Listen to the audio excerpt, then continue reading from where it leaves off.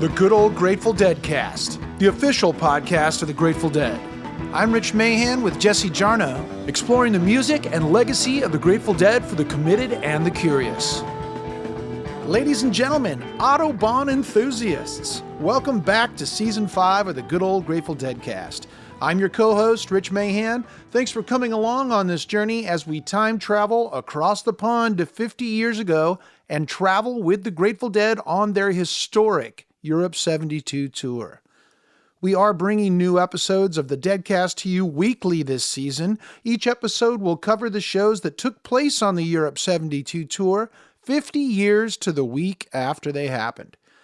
Visit us at our website, dead.net/deadcast, and explore the extra materials we have for you to devour for not only this episode, but all of our episodes. In fact, during Season 5, we have a daily dose of Europe 72 ephemera for you, so make sure to check the Dead social media as well as dead.net, and check out the photos that we've married with audio clips from the folks that were there. Great little insights in between episodes. Also, at dead.net/deadcast are all of our past episodes, including the complete seasons 1 through 4, and you can link from there to your favorite podcasting platform and listen where you like to listen.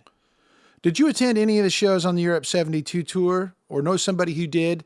Get over to stories.dead.net and record your tales about Europe 72. We're especially interested in hearing from anyone that was at the Netherlands or Munich shows, people. We need your stories. If you know somebody that went, get a hold of them. Have them get a hold of us. Thank you. And how about some Europe 72 music for your collection? July 29th, we'll bring Lyceum 1972, the Complete Recordings Limited Edition. It's a 24 LP box set with 4 complete shows from the tail end of the Europe 72 tour, exclusively available at dead.net. And, of course, there'll be a newly remastered version of the original Europe 72 album.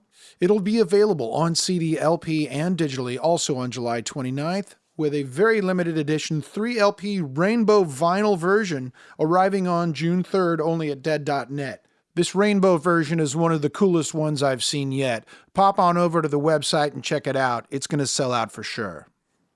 And this week, we get to use some of that German we learned in college.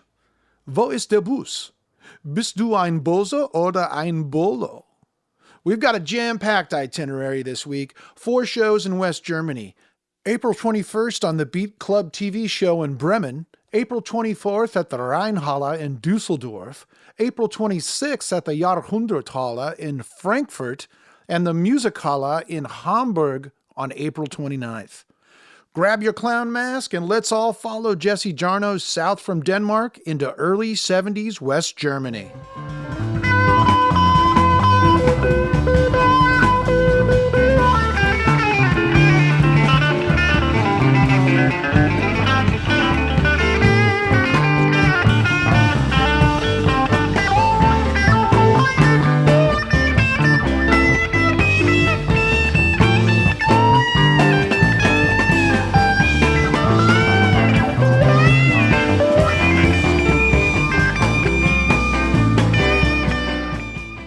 On 20 April 1972, the Grateful Dead departed Copenhagen and crossed into West Germany for the first time, now 2 weeks into their Europe 72 tour with their full family and full set of recording gear. We'll let Pigpen start us off today. Our friend Sully, a family friend to the McKernans, has preserved and generously shared the letters Pigpen wrote home to his parents during the tour. Letter number 3 is dated April 20, 1972, 8:15 p.m., 2015 hours German. Here's Sully to read some of it. Hi, y'all. In Hamburg, no trouble at all. They stamped our passports upon leaving Denmark, entering Germany. Didn't even look at the bus. Room's okay. Same old European hotel room. Little beds that are pushable together. No TV. Stupid radio. I disconnected mine. But good food. Fresh venison from the Black Forest. Stroganoff. All sorts of goodies. I had asparagus and ham. Ugh. But tasted other stuff that was good. Some plain white ginseng root from Garcia ought to be enough to last. Some red root from Alden, which is giving back. We'll get back to Pig's letter momentarily. Alan Trist of Einstein Publishing was the Dead's cosmic ambassador in Europe and had done advance work setting up the press. Germany was particularly interesting because there were a lot of people who knew the Dead's music when we got there. There was a tremendous fan outpouring to the Grateful Dead. Those shows were massively sold out. You really got the sense that Germany was one of the parts of Europe that had taken up the call of the Dead and of the West Coast music in general very strongly. I think it's probably true to this day. I mean, it was true before. I mean, with the Beatles, where they learned to be the Beatles in Germany, after all. And so the association of West Coast music, of the music of the 60s with Germany, is very strong. And that was reflected when we were there. A lot of interesting people in the press world, you know. I don't remember the names of the magazines that they came out in. And there was so much press, in fact, in Germany that Garcia got very tired of it, you know, and he said, "Alan, we got to tone down this press thing. It's exhausting me," you know. Well, they would give certainly an afternoon's worth in just about every city. You know, I mean, they did a lot. They weren't used to doing quite that much. They did a lot of press. One of their very first stops in Germany was the local record company office in Hamburg. You may have seen some photos from this visit, with the band and members of their family standing on the street. Pigpen's holding a pool cue, as if interrupted mid-game. The Hamburg Image ran the photo with a caption, loosely translated, "Rock Commune came on European tour with all their baggage," alongside a photo that included most of the band, plus Frankie Weir, Susela Kreutzmann, Alan Trist, Rock Scully, crew chief Ramrod Shirtliff, and his baby Rudso, also on the tour. We drive to Bremen tomorrow to tape a TV show called Beat Club, which is shown all over. It's sort of a Germany's American Bandstand, but done a lot more tastefully, except that there's some law that says you can't dance in the studio, but we'll get around it. We have almost all the time we want, all afternoon and evening. So we can probably edit the tape and get the best performance for airplay.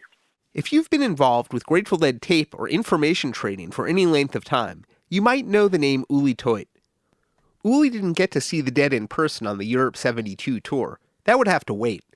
As well as being a budding Deadhead, he was also a devoted viewer of the Beat Club in those years. I live in southwest Germany in a town called Freiburg, near the Black Forest.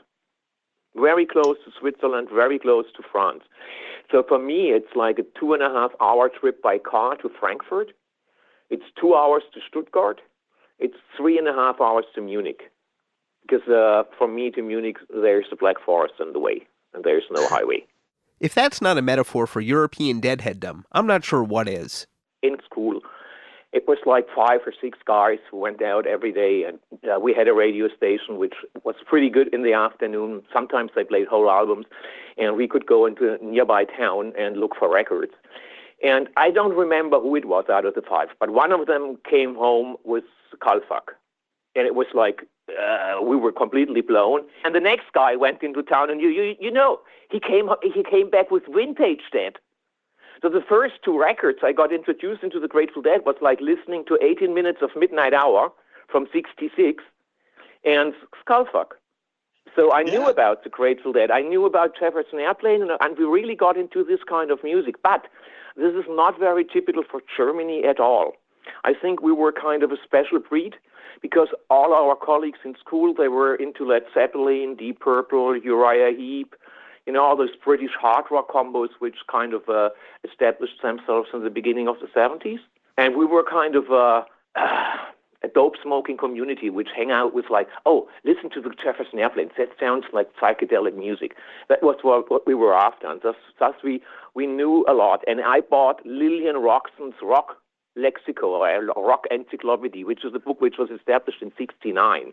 And I bought that in '71. It was in English, but it didn't matter. It mentioned all the bands I've never heard about. So I was pretty much kind of introduced into this scene by reading books and by reading magazines.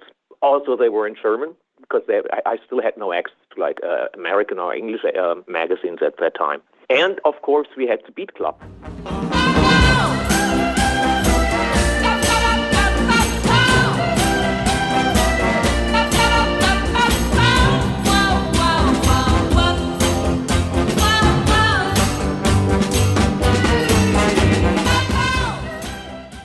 was A Touch of Velvet by Mood Mosaic, the theme music for the Beat Club through most of its history. Beat Club was a big thing in Germany. That started out pretty early in '65 and was really beat music in the beginning. And it was, of course, all black and white. But then when the hairs grew with the bands and the colors came up on TV, the music started to change, and they had really what you call progressive music. I mean, before the Dead, they had Kraftwerk, they had Can, they had all really extreme, strange stuff. My mom came in while I was watching Beat Club, and they had this crazy technique with these projectors behind the band. You can see they did this with all the bands, so they had this amazing effect. And my mother comes in, the music is something she doesn't understand, and she looks at the screen and says, well, no wonder you must go crazy with music and visuals like this. And I know that was exactly what we felt. It was 1 hour music for us and nobody. Our parents wouldn't understand. It was too far out, especially in 70, 71, 72. It was like the thing we discussed on Monday morning in school, because everybody has watched Beat Club on Saturday afternoon. And there was always names we didn't knew before, and got a new idea of what to see, or what to buy, or what records to look out. In 2014, the Grateful Dead's Meet Up at the Movies event featured the band's full 80-minute session from the Beat Club. It wasn't unheard of for a band to do an extended session, even knowing only a small part would be used for the final show. And you can see the extended cuts from mini acts on the official Beat Club channel on YouTube. But of course, the Dead still did it their way, setting up their own 16-track recording rig to capture it all. Grateful Dead archivist and legacy manager David Lemieux. We actually cut quite a bit out of it between songs because there was a lot of technical stuff going on, setting up cameras, setting up lights. So oftentimes there'd be 5 or 7 minutes between songs of them doing nothing, like not even tuning, but they did film it. When the camera would pan around during these long 5, 7, 10-minute between song technical setups, the camera would pan around the studio and you'd see everyone. You'd see there's Alan Trist sitting on a road case and there's Sue Swanson sitting on a road case. So you get to see this whole, the Grateful Dead family of 60 people, and they'd all be just kind of sitting around waiting for it. And then once the music started, they get up and I don't know if they dance, but they were there as a family. They were there as a team. It's a big sound stage, similar to going back to Get Back, similar to the first sound stage where they recorded in that big Twickenham sound studio. It's a very similar sound stage to that, but with a blue screen and big TD lights. You can see MG there, and you can see Francis. They're all there, and everybody that you see in the credits for Europe 72, they're all kind of hanging out there, and it's pretty cool. And I remember you can see Wiz walking by with tape reels labeling these big 14-inch tape boxes. It's really neat because it's this German crew, which I don't think speaks English very well, and then which the crew is probably small, 10 people maybe, and then the Dead, which is 50 people. Mountain Girl remembers the Beat Club. Welcome back, MG. I remember how uptight the engineers that they had brought in to do this, in the whole blue screen, and it was very frustrating, as I recall. The band was supposed to follow very significant timings and stuff, so there was differences of method, I would say. And I remember the band feeling really squeezed by the German engineers. They were really getting squeezed because everything was incompatible, right?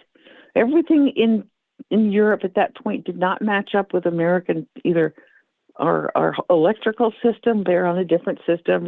Everything was a different kind of transistor or battery, or it was just a little hard. And I remember our gear guys just tearing their hair out and going, "Oh my God, what do we do now?" So anyway, but in the end, they would figure out compromises and it would work. But it was tricky. If you have perfect pitch and the Beat Club sounds a little off to you, here's why. This is Dennis Wiz Leonard from Blair Jackson's 2011 interview. Thanks, Blair.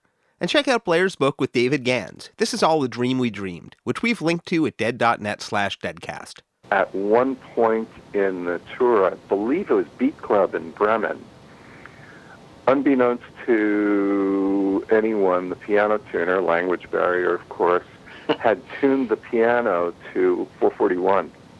And in order to get the organ to be in tune, we actually came up with the same scenario, ran the organ off of an amplifier with a variable frequency oscillator and Healy tuned the organ. It took a long time to get it started, but we actually did it. And so the Beat Club in Bremen was at 441. You can't see it because, podcast, but one of my favorite moments is when Bob Weir puts bunny ears behind the German studio engineer's clapperboard just before Weir introduces the band. Ladies and gentlemen, the Grateful Dead!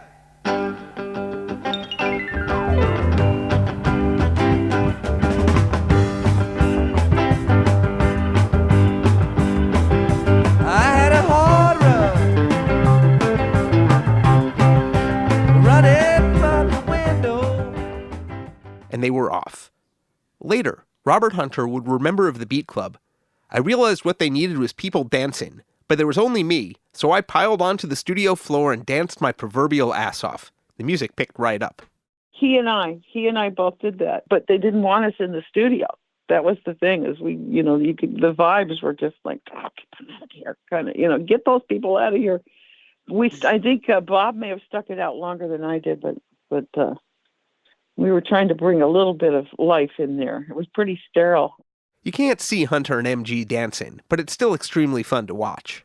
So we've got all this footage of what they would do in these long breaks. They'd sit down, they'd drink a Coke. But I remember watching them call Donna Jean up to sing on Playing in the Band. Donna, you want to sing on this one? It's 10. Streaming on the tower, well, it's my command. You just keep turning while I'm playing in the band. If the man among you got no sin upon his hand, let him cast on at me for playing in the band. Playing in the band. Daybreak of the land. And not just playing in the band, but two full versions of playing in the band with jams. The Beat Club session has some of the best close-up footage of the 1972 Grateful Dead improvising.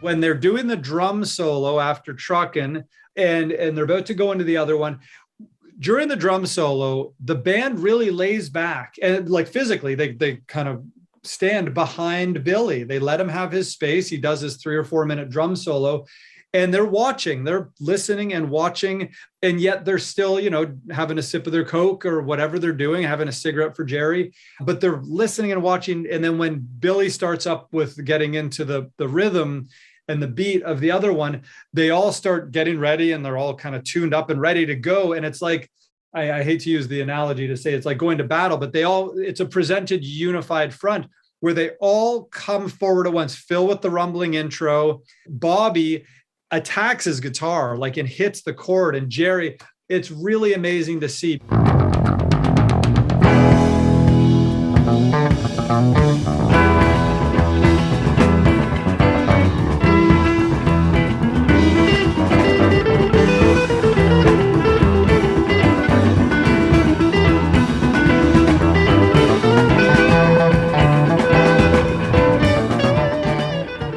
For the actual broadcast a month later, the band were only allotted one song, with the band's album covers flashing behind them courtesy of the blue screen chroma key. Dankeschön, Inga Zielke. Und hier sind die Grateful Dead mit einer Rocknummer, die von Chuck Berry gar nicht so weit entfernt zu sein scheint. One More Saturday Night. Went down to the mountain, I was drinking some wine. Looked up in the heaven, Lord, I saw somebody's sign written by across the heaven, plain in black and white. Get prepared, there's gonna be a party tonight. Hey, Saturday night. One More Saturday Night was recorded during the sessions for Bob Weir's solo album Ace that February, but released as a standalone Grateful Dead single in the European countries where the tour traveled. And for once, the Dead promoted their new single. They needed a song to tour Europe with. You got to have a single, right? And the only thing they had in the can happened to be typical Grateful Dead, not even a Grateful Dead song. It was a solo song. I mean, we all know that Ace was a Dead album, but it was Bob's solo record. And I think that's fascinating that the Dead, the Grateful Dead, they're touring behind a Bob Weir solo song. So it's pretty typical. So I love about the Dead. It's always a little different, and yet it always works exactly well for them. The episode on which the Dead appeared was overstuffed, and the Dead were right in the middle of a stacked bill, as it were. Before them, Pacific Gas and Electric and the Kinks each got one song, then 3 by Chuck Berry.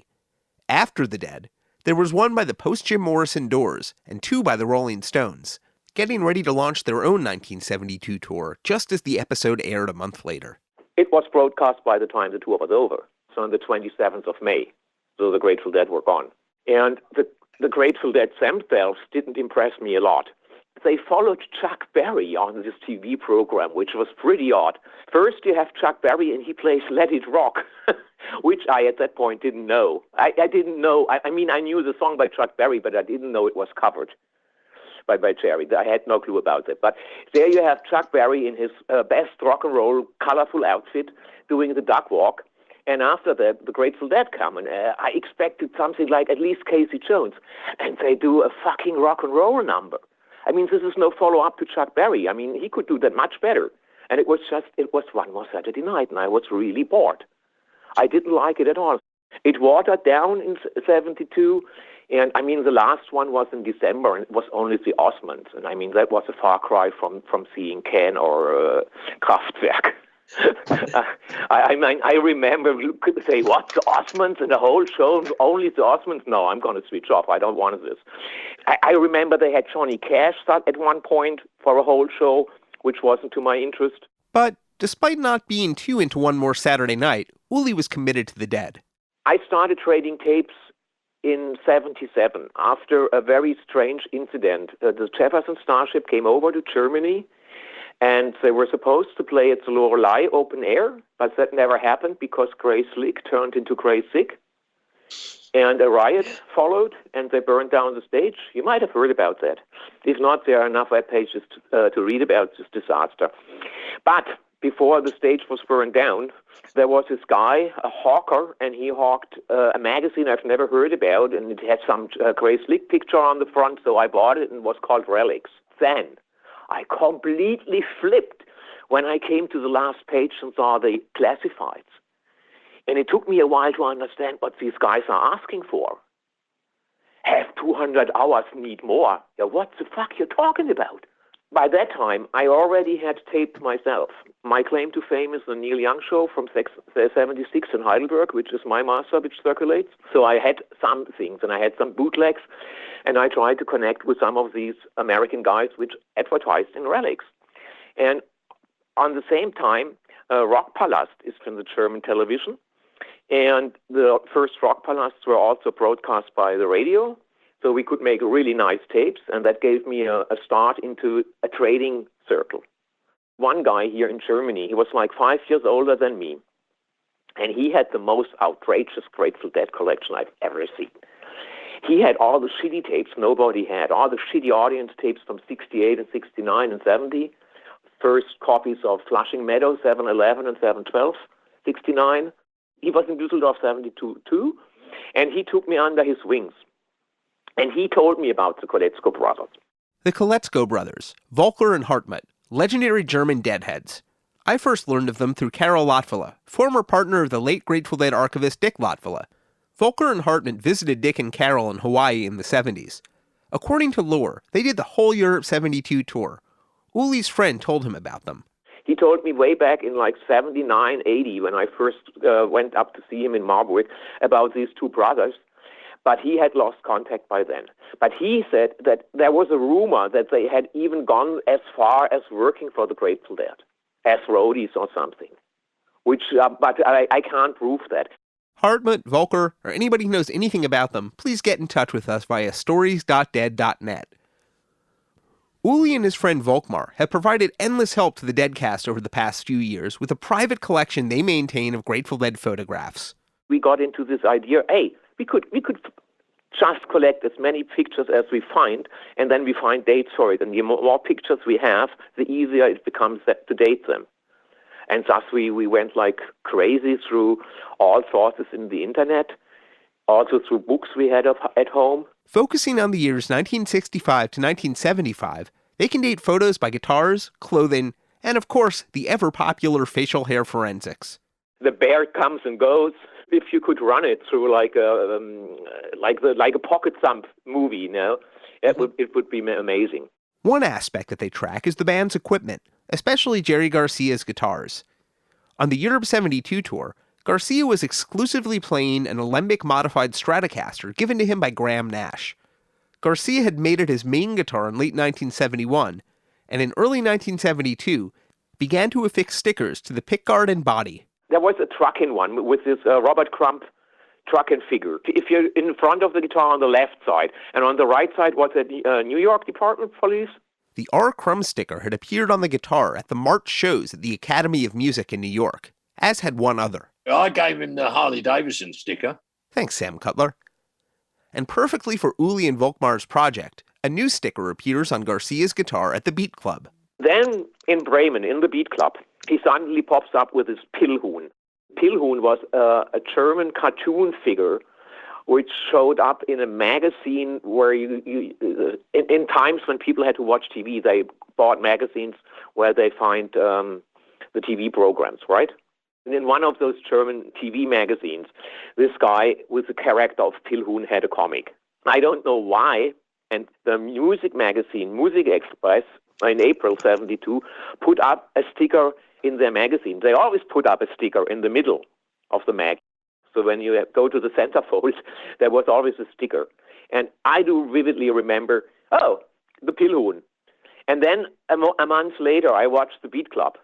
And I can't believe it. I look at Jerry's guitar and I see the Pillhuhn. And I know where I got this one from.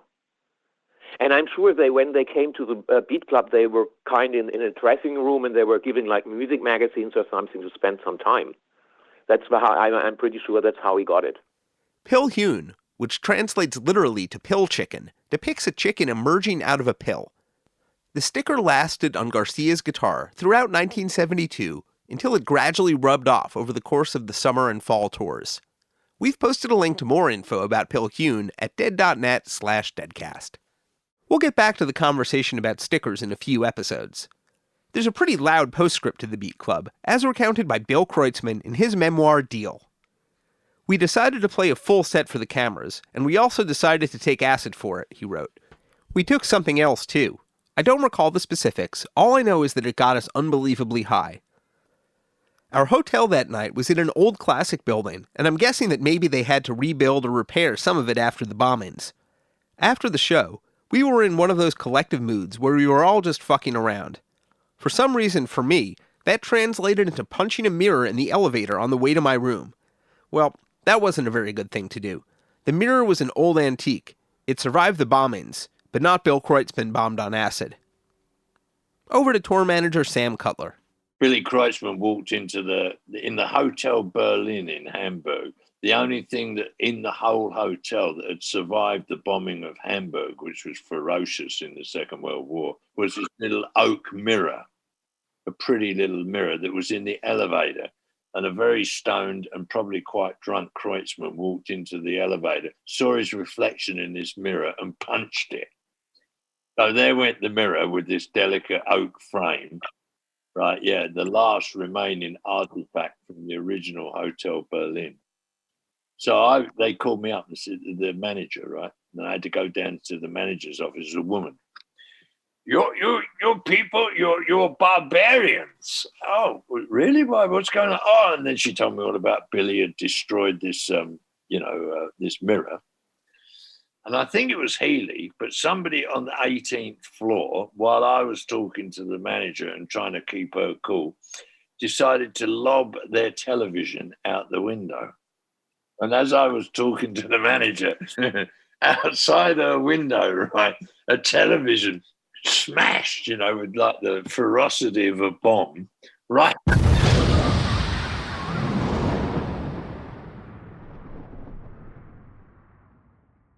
So that was it. You have to go. I'm calling the riot squad, which she did.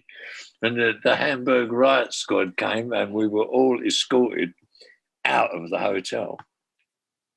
And I had to, find another hotel for fucking 50 people, like pronto, which wasn't easy, given that we've just been thrown out of the Hotel Berlin. In other memories, it was only a telephone thrown out the room, and the retribution was a stolen acoustic guitar, not an outright relocation.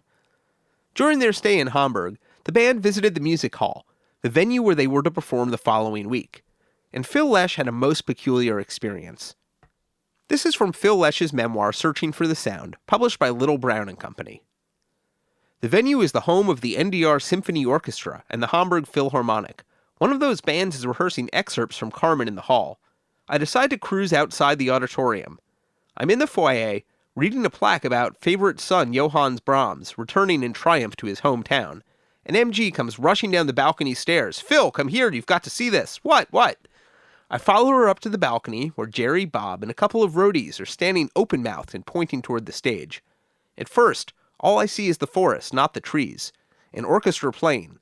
But then Jer says, "The cellist." I look down at the solo cellist, and he is me. Same face, same hair, only shorter. Same build. When they break and he stands up, the same gait, the same posture, I'm flabbergasted. I had read, of course, that everyone has a double somewhere. But I always thought of that as a folk legend. Until I saw mine. I decide that I must come face to face with him somehow, so I run downstairs to the backstage area. Having left my bell-bottoms and paisley period behind, I'm now dressed like an American cowboy. Boots, jeans, checked shirt, Levi's jacket, everything but the hat. You can imagine the thoughts running through the minds of the man's colleagues, their heads snapping around in double takes as I pass through them. Backstage, another entire orchestra is rehearsing in a huge room.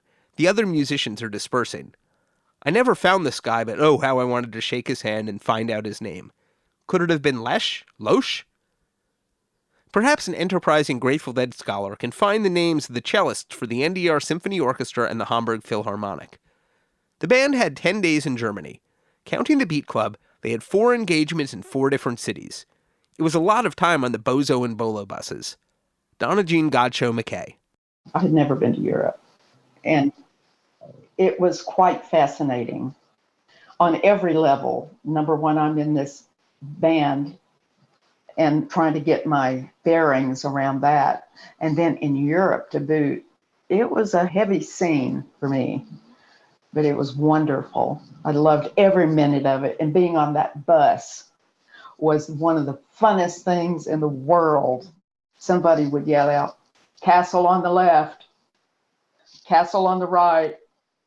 Castle, on the Autobahn, just traveling through Europe, and castles, not like mansions, castles everywhere. Mountain Girl. One bus was the Bolos, and our bus was the Bozos, and there was some competition. I don't know quite what kind anymore. It was just part of the fun. Dennis Wiz Leonard was a Bolo. We had Sven as our driver, didn't speak a word of English. And somehow, Mick, the Bozo bus driver, and Sven would have breakfast in the morning, seemingly have conversations. I don't know what the fuck they were talking about. Steve Parish. Most of the time I was on the Bozo bus, but that was me and Jerry and Kid. Hunter would go back and forth sometimes, but it became pretty much people stayed with the bus that they felt comfortable in. You see, the one bus that was the Bozo bus, we had a British driver, Mick was his name, and the Bolo bus was from Denmark, and it was a Danish driver, and his name was Sven. And so as soon as people on that one learned that Hota was the Danish word for faster, that's all they yelled at old Sven all day long was Hota, Hota, Hota.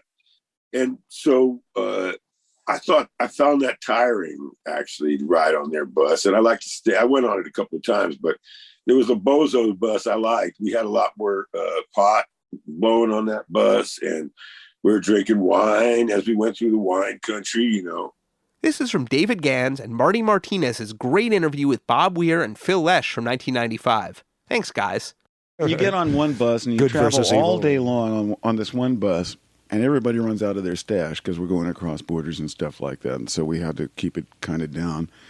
And then these rumors would pop up that, hey, they got stash on the other bus. And so, yeah, there were raids. So this I must have been asleep. And then southwest from Hamburg to Dusseldorf. Archivist David Lemieux. Dusseldorf was the first complete show release from Europe 72. Rockin the Rhine. It's a start to finish a magnificent show. We were going to do a complete Europe 72 show.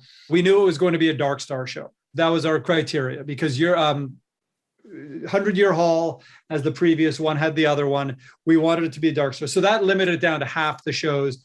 And then from there, it became, I won't certainly say an easy choice, but Dusseldorf was the one that kept coming up to the top of the heap as a really magnificent, the Dead meant business. To me, the tour peaked several times. It peaked in Wembley, it peaked at the Lyceum, beginning and end, and throughout it peaked several times as well. But I do think that little German run, particularly Dusseldorf and Frankfurt, is one peak. That's a lot of peaks, dude. Of all of the band's stops on the European continent, Western Germany probably had the largest homegrown musical scene of its own, pushing psychedelia into new phases. Kosmische music. Cosmic music. Sometimes referred to as krautrock, but that was always pretty impolite. From right there in Dusseldorf, there was Kraftwerk.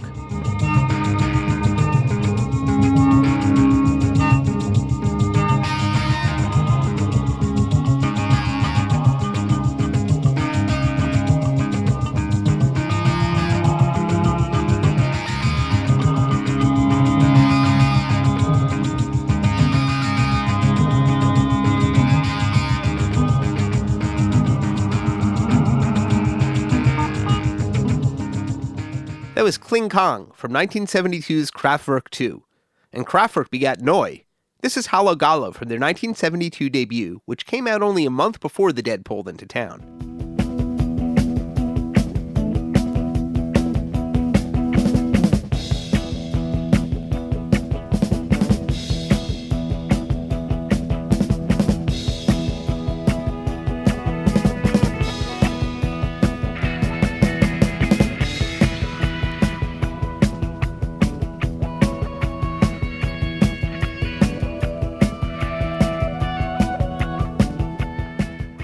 In nearby Cologne, there was Can. Here they are in 1975 from their recent Live in Stuttgart release, jamming on a familiar four-note descending theme.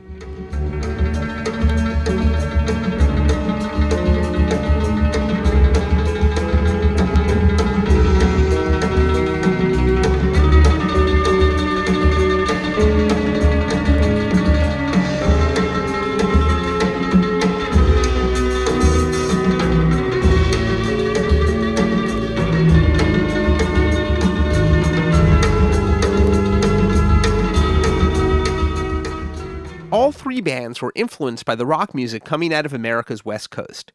And members of the German scene were well represented when the Dead showed up in Dusseldorf. Karl Bartos, who would soon join Kraftwerk, was there.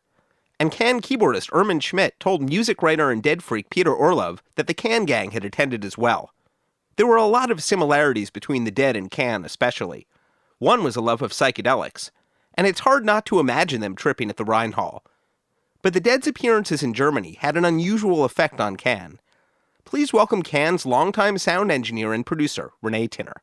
As a kid, I bought me an album called Anthem of the Sun, and I smoked joints heavily and listened to that record over and over again.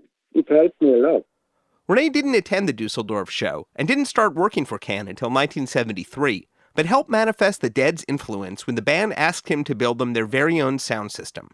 I got the inspiration from a picture in a paper of their equipment setup on one of those concerts they had in Germany. It inspired my colleague and me to take up that spirit of having a wall of sound behind the band.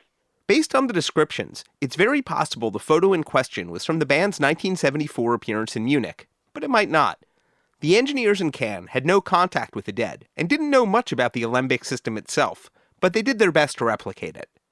We just practically groomed any loudspeaker we could find in the studio and mounted it on a wood construction, kind of. There were not boxes there was nothing on the back, just all these speakers behind the band, no boxes really, with just the loudspeakers mounted one to each other. Most of the speakers were pretty shitty speakers, apart from a few JBLs, but the rest was some crap. I cannot even say what it was. I doubt it was in the same quality as of the Dead. I cannot say it because I didn't hear, but the inspiration came of having many speakers behind the band. In doing so, they accidentally discovered the principle that was driving the development of the alembic PA. We had a normal kind of a PA on top of it. So this arrangement on the stage was more or less just for the band and, of course, the audience which was close to the stage. As above, so below was the alchemical principle behind the system that became known as the wall of sound. It should sound exactly the same to the band and audience, which is exactly what happened when Can stacked up their speakers. The band was so relieved with the introduction of the system because there was never any monitor problems anymore, because the system functioned like all the speakers on the stage, they reproduce everything, meaning drums, bass, guitar, keyboards, and vocals. Bear would be proud. Well, maybe. It was the band's system for the rest of their live career, and you can see Can's almost cargo cult-like imitation of the Dead sound system illustrated on the front of their great recent archival releases. They used it until they stopped playing live, until, I guess, 77, 78. But that's all a bit in the future. Still, how else to explain Can's song One More Night on Ege Bamyasa, released in fall of 1972, not long after the Dead passed through with their One More Saturday Night single. One more Saturday night, one more Saturday night, one more Saturday night, one more Saturday night. Rock and roll had well permeated West Germany by 1972, but the Dead were different. Please welcome German Deadhead Hagen Glas. So around the end of 1970 or the beginning of 1971, Radio Luxembourg played, I guess it must be from the Live Dead album. They played something, and they told a bit of the band. It's like it's a special band. It's not only the music, it's more community, more family-like. And this really pleased me. And the music they were playing, I said, oh, wow. So I got this album, Live Dead. And so I got hooked by this album. It's also the time when I got in contact with LSD. I had a friend who had some. It was sugar, dropped on sugar. When we listened at the home of my father outside, I had a flat outside and in the wood, and we could put the speakers outside and we dropped some acid and we Live Dead played.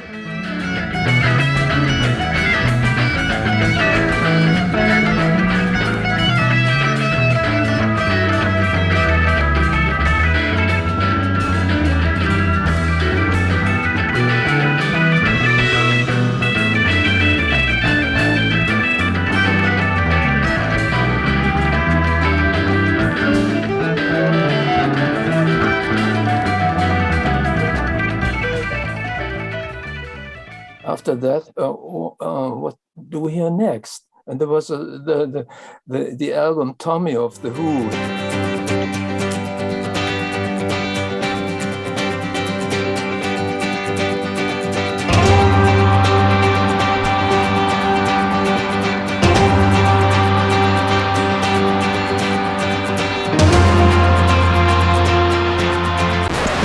We put it on and didn't work that way.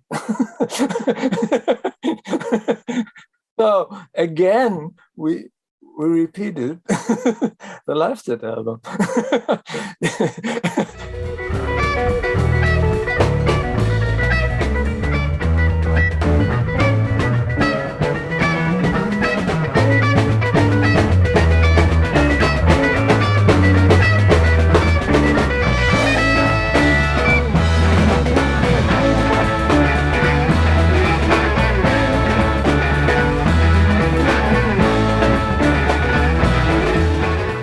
So when they came to 72 to Düsseldorf, I lived in Cologne at then and studied at the university. Then a friend of mine with his girlfriend and my girlfriend, we drove in separate cars to Düsseldorf to the show. You know this Grateful Dead, Rockin the Rhine with the Grateful Dead? There's a picture of the Rheinhalle and there are some cars standing there. And it might be, but I can't verify it. The cars that were standing there, I had this small French car in red, and my friend had a French car which is the side. Maybe these cars are in the photo, but I can't read the license plate. So it just might be a fantasy, but it gives an impression what cars we drove at that time. These small. That tour, 72, they had, I guess, the focus to play in special locations, like in Amsterdam and Concertgebouw, and where they expected good acoustics. In the case of the Rheinhall, not just acoustics, but just a far-out setting.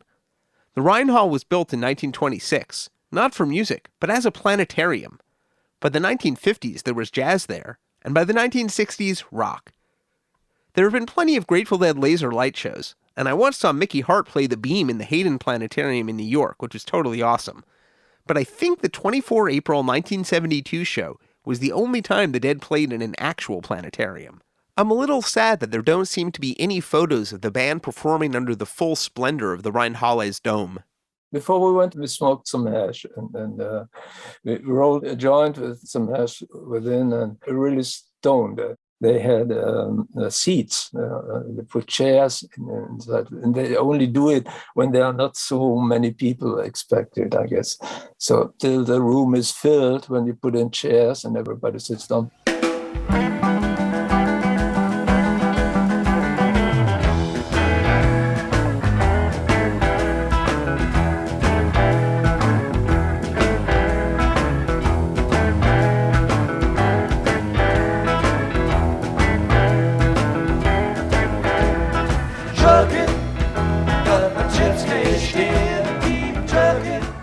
The German audience is what would you say, a little bit stiff.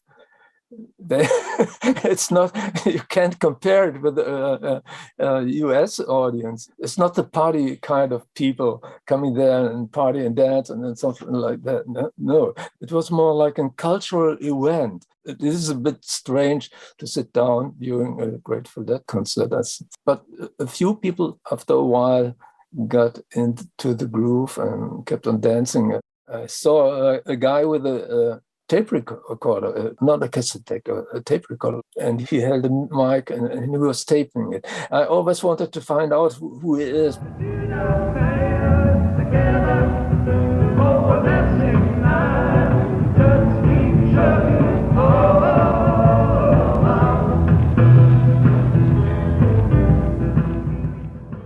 One guy from the audience stepped up and he danced on the stage.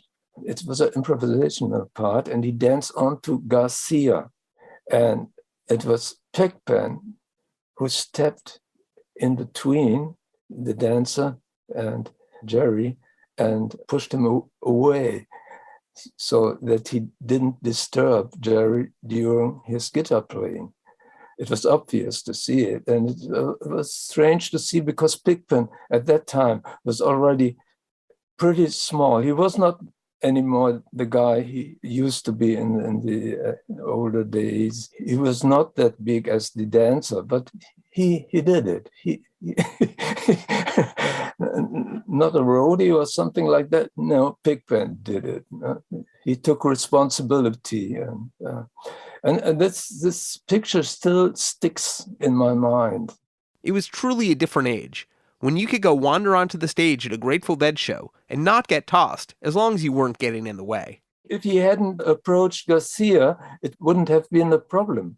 On the tape box, Tennessee Jed earned a star rating from the Heads in the Alembic recording truck, as archivist David Lemieux points out. If you look at Rockin the Rhine, underneath the CD trays, underneath each of the CDs, we reprinted the tape box. And so you can see them under there from the Dusseldorf show. And from Dusseldorf, the Tennessee Jed, the second song of the night, got 1 star, which means it's exceptional.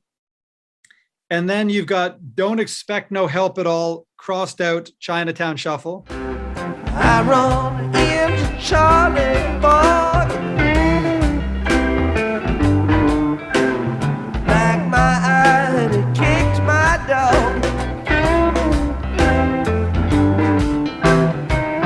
My doggy turned to me and it said, let's head back to Tennessee, dear. Casey Jones has a little train beside it. Then down low, you got Dark Star. So he drew a Dark Star. Nice skull up there on the right.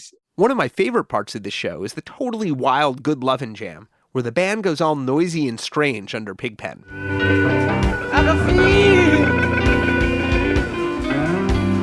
I can feel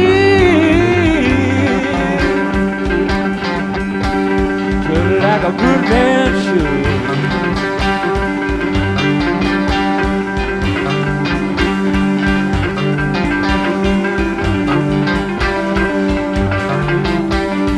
What make you think?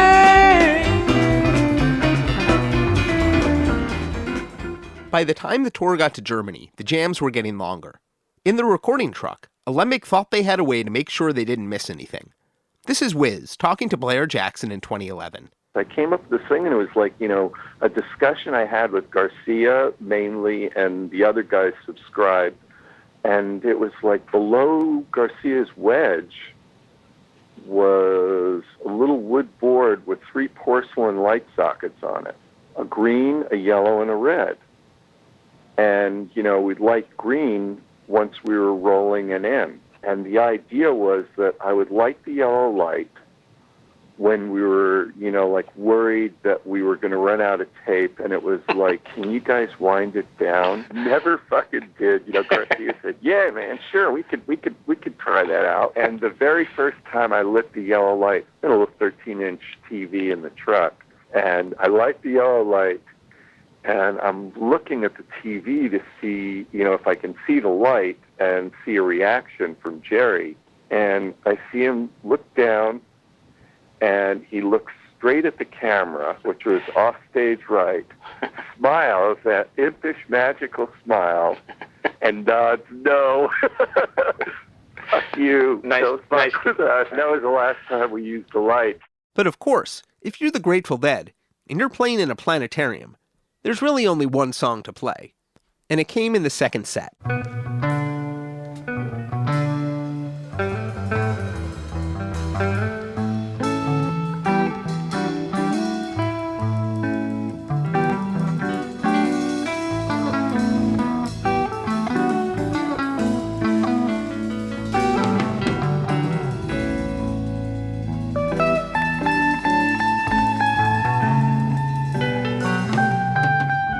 Please welcome back Dark Starologist Graeme Boone. Jerry right away is very heartfelt, almost mournful. And the pace just gets slower as they dig into the music. The jam takes a pretty marvelous turn for the weird. Jerry going right through. Phil starting to get loud and growly. Jerry bending. Bob bending notes. Really loud, really dramatic. Getting really scattered. Kind of a funky thing from Keith. Interesting boogie flourishes.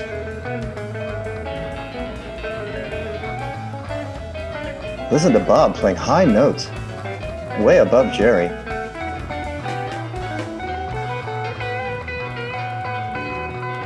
Total chromaticism. And it starts to melt.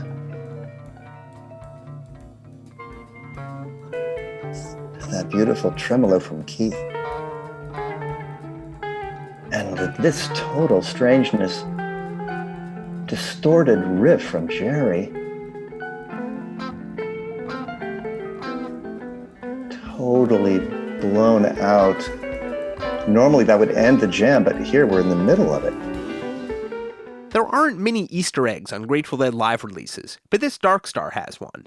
On Dark Star from Dusseldorf, on the original album, not on the remix for the box set, Jeffrey, he sent it to me and I listened to it that night to give him my notes the next day. This is Dusseldorf, I'm talking 2004.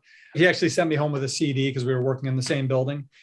And on Searchlight Casting, if you listen to Searchlight Casting on the Dusseldorf Rockin the Rhine version, you'll hear an echo of casting, and it'll go Searchlight Casting, casting. Searchlight casting for faults in the clouds of delusion. And it'll be this little echo, and Jeffrey put that in. It was not, there were no special effects. They weren't messing with the sound. And Jeffrey just thought in his mixing that would be cool. And then I busted him on it the next day, and I said, dude, I've never heard you do that. He goes, what do you think? Should get rid of it? I said, no, you should keep it. It's very subtle. You really got to know what you're listening for. So oftentimes I'll be randomly listening to a Dark Star. And even when I'm listening on a walk or in my studio and I hear Searchlight Casting, I whisper to myself, casting, and I put this echo to it. And then I'll text Jeffrey, Searchlight Casting in the parentheses, casting. Graeme is a fan of the vocal delivery on this version as well, sometimes overlooked amid all the jamming.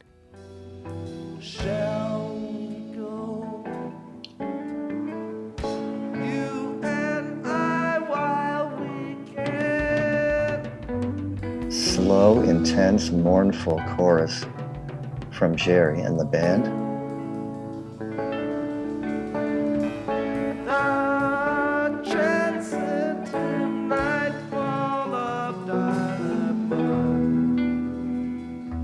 You can feel the heaviness of feeling. And the tag leading us back to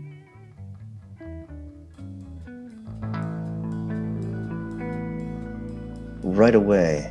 That interesting mixture of an A and an E minor chord fill right in on the strong bass, and Jerry immediately hitting a high arpeggio. Keith, beautiful flourishes, complementing Jerry's playing.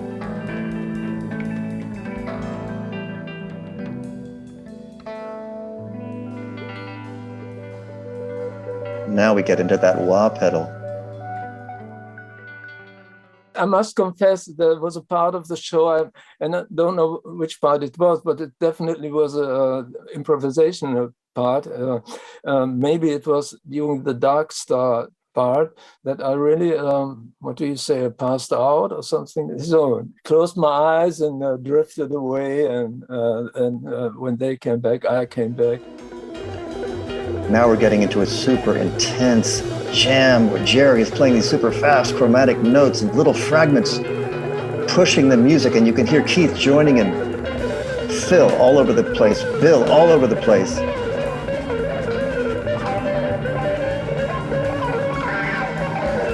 Jerry's wah-wah gets louder and louder and more growly, increasingly feral. Almost a violent music, hissing and snarling. The whip of that wah-wah pedal just making a mash out of your mind.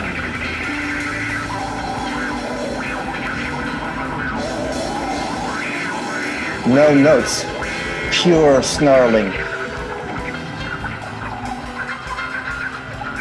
But Keith so often, the pianist, you can hear him playing clear notes. Listen to this scattered craziness Bob rubbing the strings.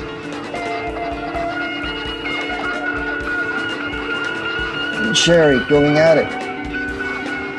Nice wash, chromatic sounds from Keith.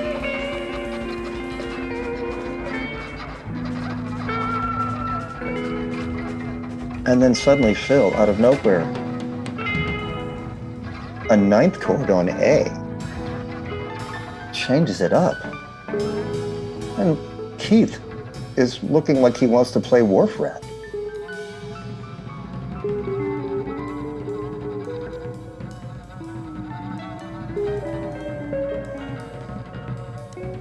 But they're not out of it yet.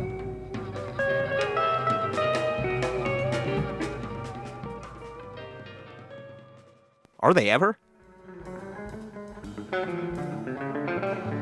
Jerry in the middle of a super intense jam. Still going. Still searching. Music is totally not in a key. Chromatics all over the place from Bob, from Keith.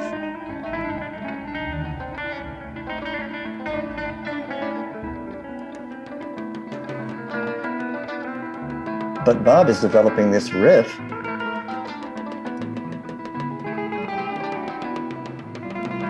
Where is this going to go? Jerry's still into the chromatic wailing, but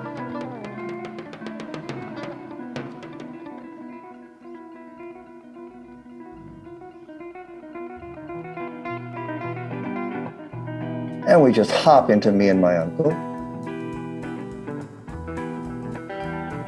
And Jerry slips from that chromatic intensity into sort of a jazzy country blues riffing with the same pace and energy and speed. But even after an hour-long Dark Star into Me and My Uncle, back into Dark Star, into Wharf Rat, into Sugar Magnolia, the Dead were far from done. It were 3 sets, and somewhere you can read only about 2 sets, but it was 3 sets. Folks, we're going to take another short break. I'll come back and play a little longer for you in a few minutes, so we got to rest up. We'll be right back. 10 Minuten, huh? Ja, sagte 10 Minuten noch Pause und dann machen wir weiter. After the second set, some people left, and I thought, well, where are they going? I thought maybe they didn't like the music or something like that. Later, I found out it was a time when the last public transportation from there in the city. Granted, the third set was only another 40 minutes, but hey, third set.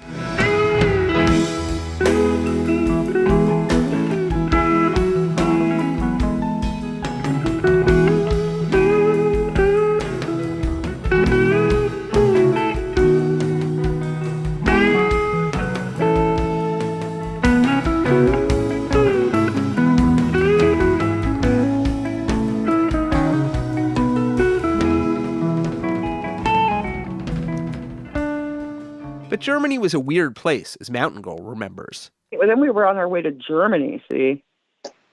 Oh, dear. Not as much fun. Just couldn't leave it. Not as much fun. It wasn't the vibe in the street. It was the vibe at the venue. You know, the people who were in charge of the venue. Was ist das? You know, you'd hear them say, you hear them off in the corners talking to each other like, oh, God, I want to retire. There was a few issues there with the engineering crews at the venues. We just didn't all see eye to eye about how things should be. And it was very frustrating for the crew. They had a tough time.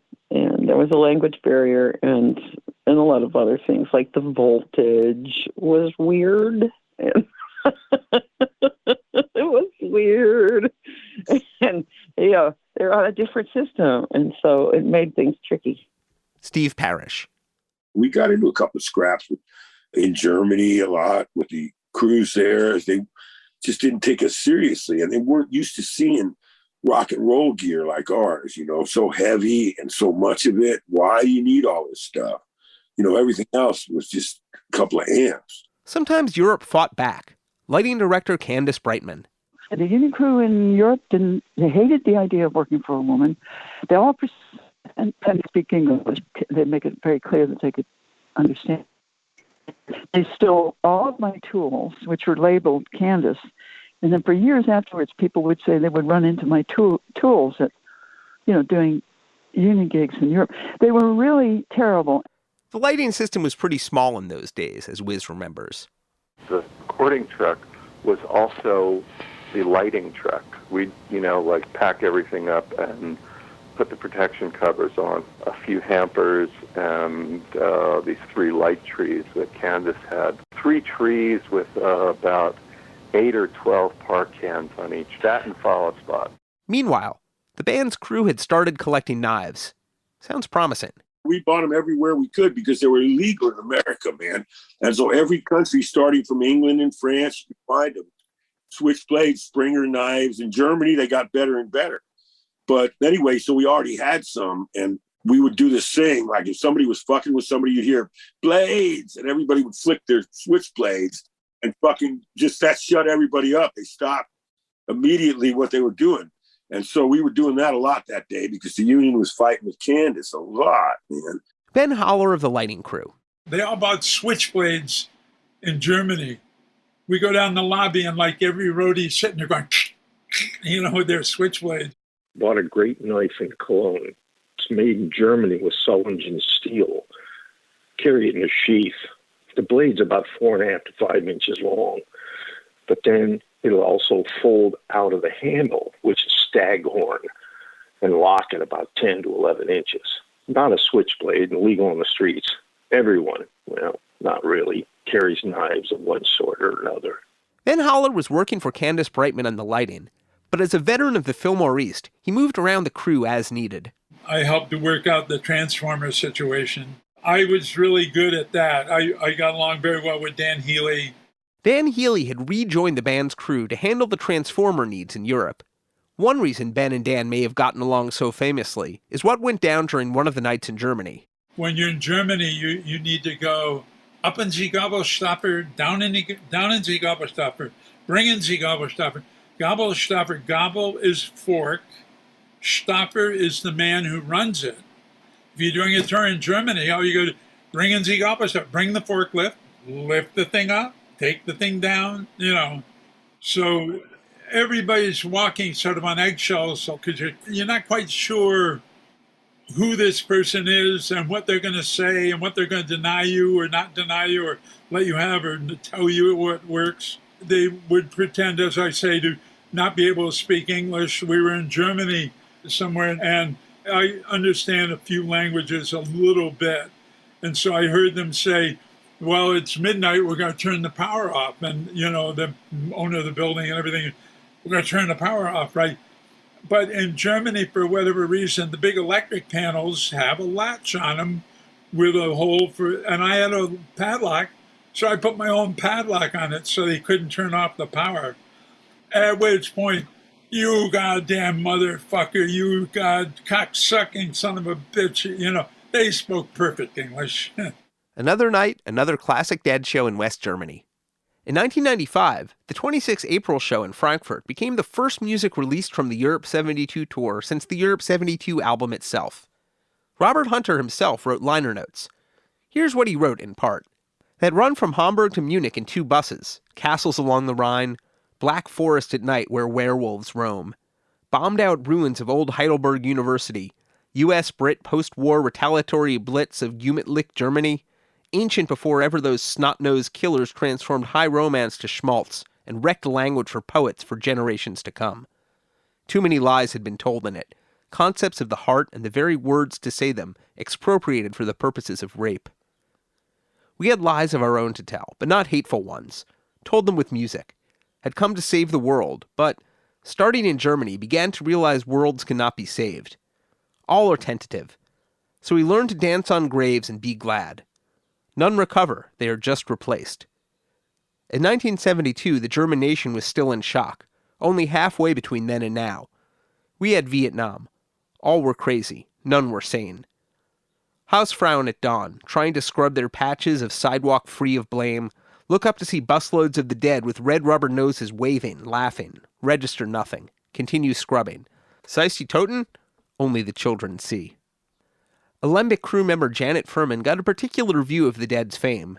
There was a bus that took us mid-morning, took the crew over, not the band members. They got to go later in a limo.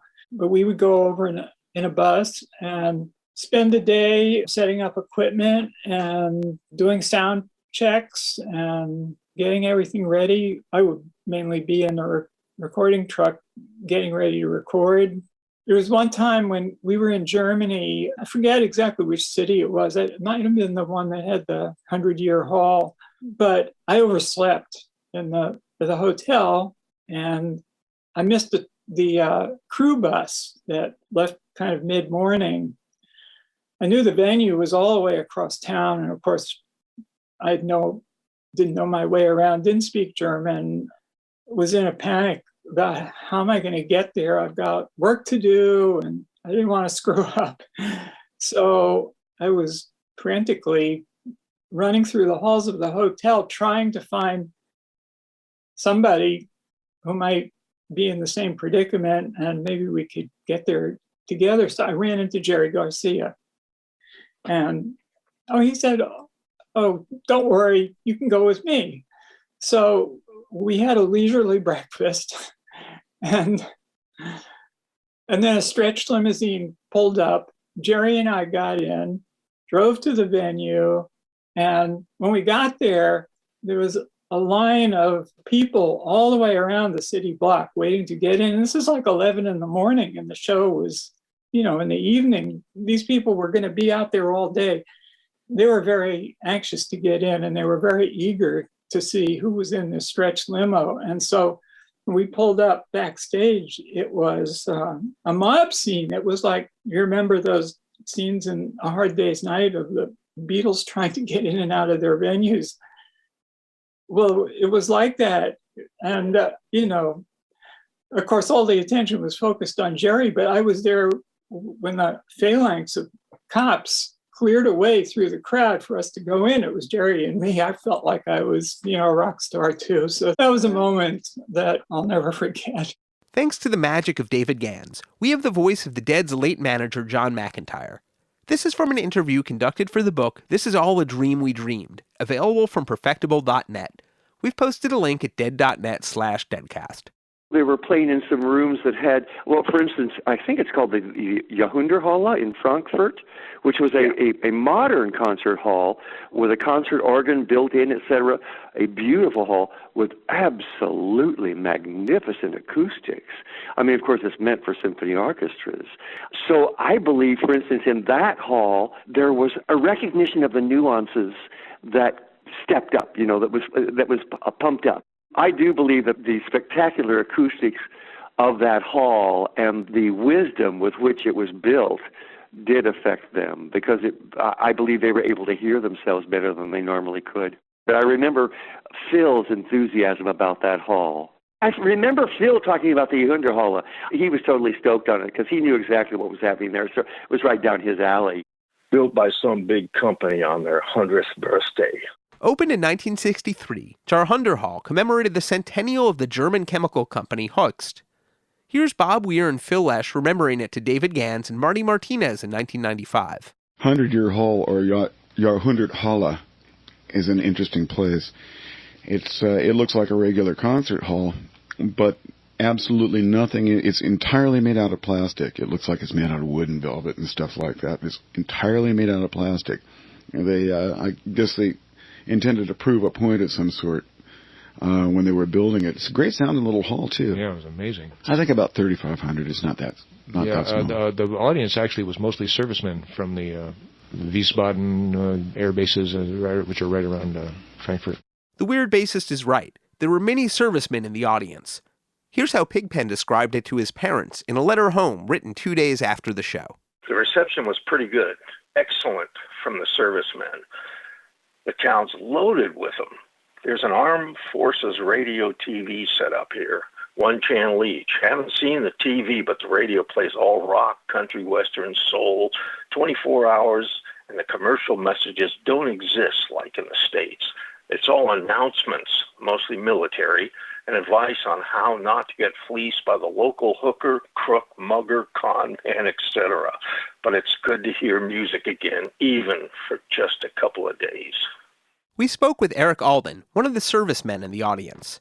I was a draftee, and I was in the Army, and I got over there maybe 10 days before this thing. I got over there in April, and I got stationed at this base in Darmstadt, Germany. And I remember when I first got there, some of the guys were talking about going to the Dead show, and they had tickets.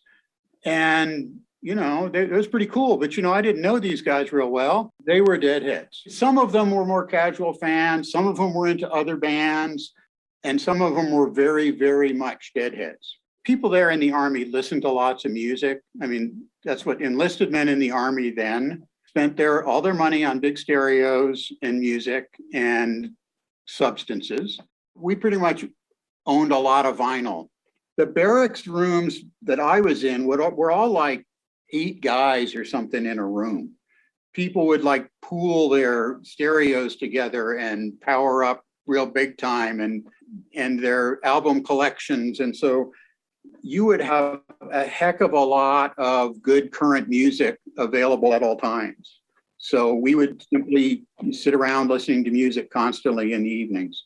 And then it was either the day of the show or the day before, one of them, this guy, Mike Baxter, and I owe him like big time in my life, comes up to me and he says, hey, one of the people canceled out and we got this group of tickets, and do you want this ticket? And I said, well, shit, yeah, sure I do. So like we piled in a car and drove off to Frankfurt, which was about a 45-minute, as I recall, drive, and pulled into this little place. It was the only show I ever saw in the Jahrhunderthalle. The counterculture initially found its home in neighborhoods of different cities, like San Francisco's Haight-Ashbury and New York's East Village. But its population was global. And its population included those in the military, both conscripted and volunteer. There had been servicemen in the audience in Denmark and again in Germany, and it was a cultural force that worked around the whole of the Dead's Europe 72 tour, which we'll revisit in a few episodes. If you can't wait, check out Michael Kramer's wonderful book, The Republic of Rock. I remember being outside waiting for it to open up, and people passing around bottles of wine and pipes, full of hash. And I remember that. I don't think it sat more than maybe 2,000 people. It didn't feel that way. And these guys had 2 blocks of tickets. And I got the worst ticket of the bunch. I was in the 7th row. And they had like the 5th row and the 7th row. And we sat down and, waited, and the band came out. There wasn't any like warm-up act or anything. They went right to the Dead.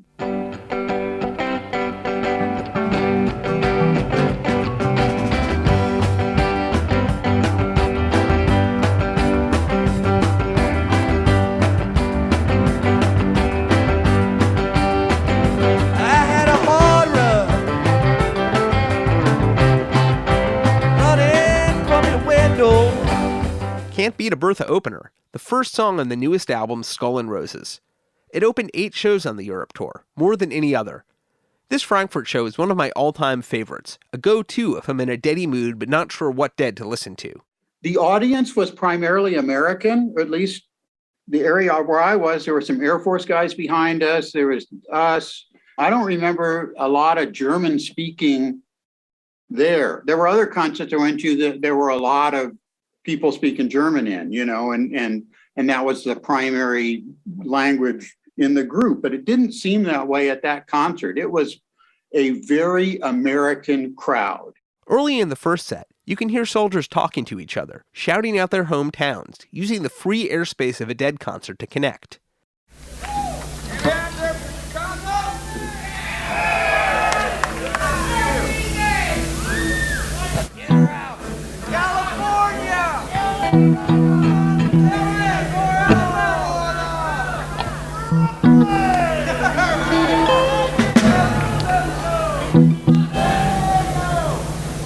Shout out to the gentleman from Brooklyn. As Steve Parish remembers, not everybody in the Frankfurt audience were servicemen, though. because everybody in the audience was high in America, and so they would be people that would get so high, and till we figured out a couple of security measures with putting up, ways to stop them from jumping on stage with barricades and things like that,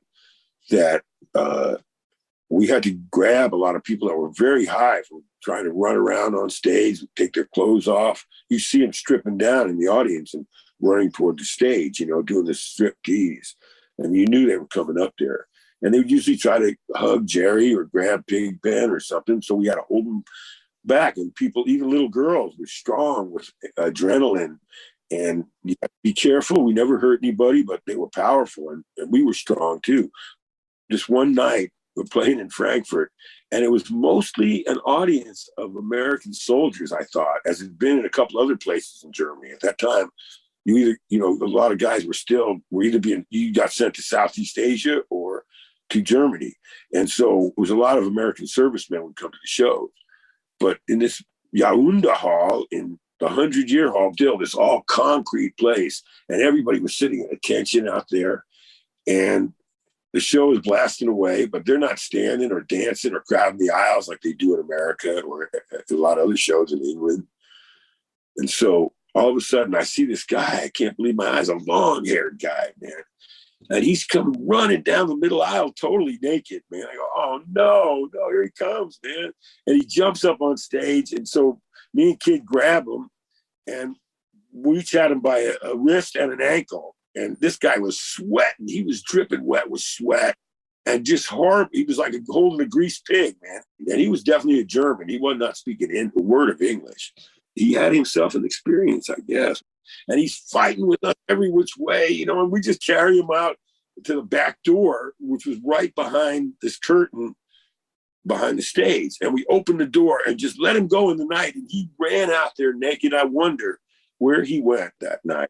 Lest you think Parish is making up stories for our benefit, if you point your computer to a 1996 Usenet thread titled Favorite Naked Guy at Show, you'll find a memory of Frankfurt 72 posted by a user named Mark, who writes, "A very hairy man also streaked the stage at one point while the boys were tuning.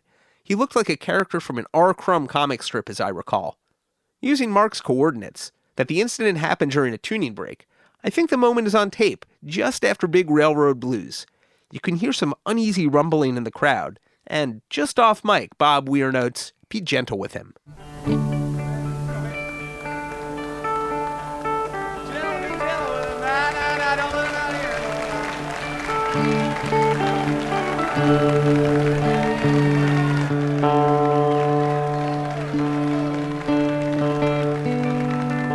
Deadheads truly are the same everywhere.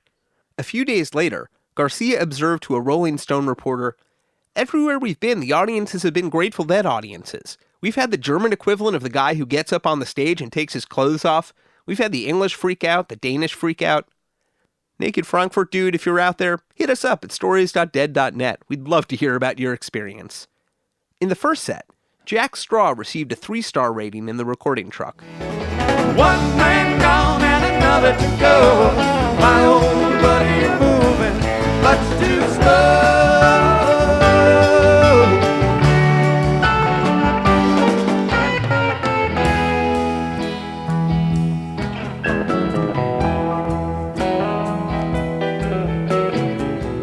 We can share the women, we can share the wine. Keith Godchaux was essentially new to the band. Donna wasn't even really a full member of the band. She came out during playing in the band and picked up a microphone, so you're sitting there watching the show, and all of a sudden this lady comes walking out over by the piano and walks around and picks up a microphone. And she was really, really hot that night. I mean, she was wailing. She was terrific. It frankly was the best I ever saw her, I thought. And I'm not saying that I saw her where she was ever bad, but she was really exceptional that night. And if a man among you got no sin upon his hand, let him cast stone at me for laying the band, laying the band.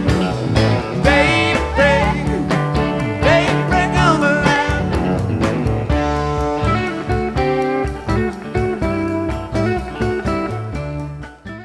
Haller of the lighting crew found a particularly excellent way to prank the band. At the Fillmore, there were drunks that would yell out, Alden, Alden, for Alvin Lee or Boogie or Play All Night or Dark Star, whatever. Quite often they got this stuff wrong and everything.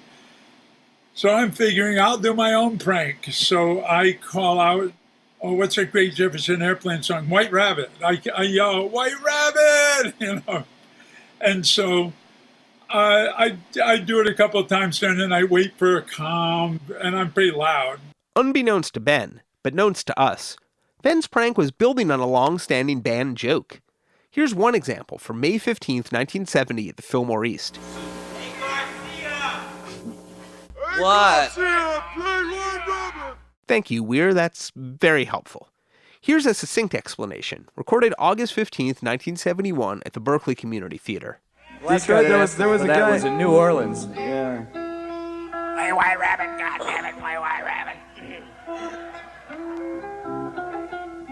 He was drunk on beer and he was hollering that all afternoon. Ought to been hogtied. So every now and then, if you're listening to tapes from the era and the crowd starts making requests, you can often hear a band member just off mic proclaiming, "Play White Rabbit, goddammit." I realized in Denmark, I would talk to some of the Danish crew and try to, White Rabbit, I started yelling it for it in Denmark, and then I'd yell for it in Germany and, France and stuff. And I actually got Phil to start the bass line, boom, boom, boom, boom, boom, boom, boom, for White Rabbit a couple of times. And I was told later that the band was actually nervously having meetings going, they don't understand us in Europe. With that in mind, consider how Ben's prank unfolded before the second set in Frankfurt. Whoever you are, Mr. White Rabbit, we'll identify you yet. This guy's been following us around for 5 years. The alligator man. The White Rabbit man. The White Rabbit man? Yeah. No, the alligator man is someone different. Ever thus to prankster / And it was like a super show. I was just like blown away. There were songs I was familiar with. There were songs I wasn't. There were songs that I was familiar with from places other than the Dead, like from other people playing them. It was terrific. And I was just like completely blown away. And I became like a Deadhead instantly and spent the rest of my time in Germany, like listening. The second set in Frankfurt was, and is, some serious business of isness. In his liner notes for 100-Year Hall, lyricist Robert Hunter narrated the heart of it. We'll let him do so here, though I'll be standing in for him. Thanks as always, Bob. 1, 2, 1, 2, 3, 4.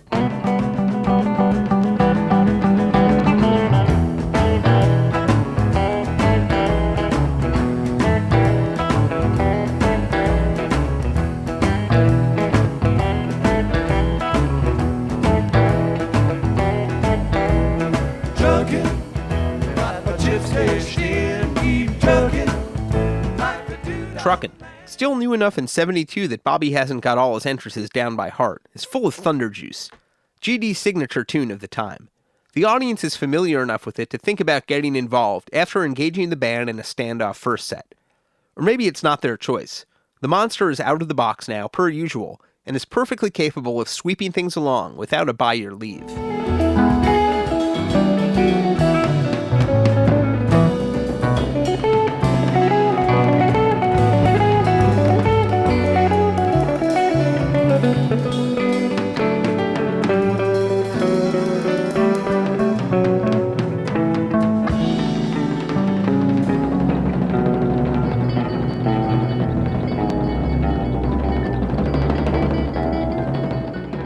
The tune breaks up into sprung clockwork, but Billy the K hangs in there, not letting things end. Oh, drum solo, settling into an unmistakable beat.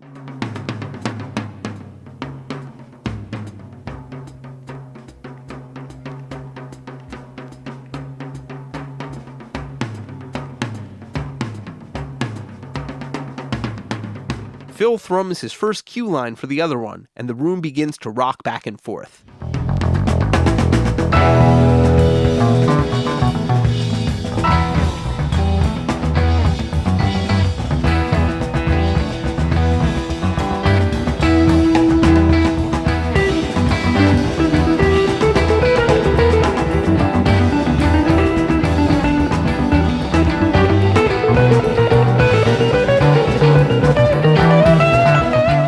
Suddenly, the band decides to go back and inspect that busted clock for a minute.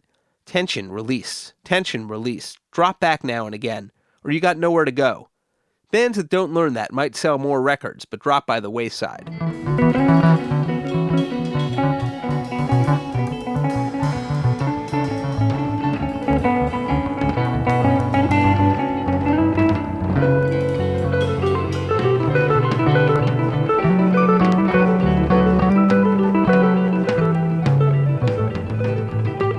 Now occurs what makes this recording worth adding to your collection. Moments of gentle sweetness, repose, Jerry conversing idly with Phil, wondering if it was worthwhile to wake up today, inventing reasons it might have been, believing them provisionally. Suddenly, a street scene in windblown San Francisco. Clouds gather.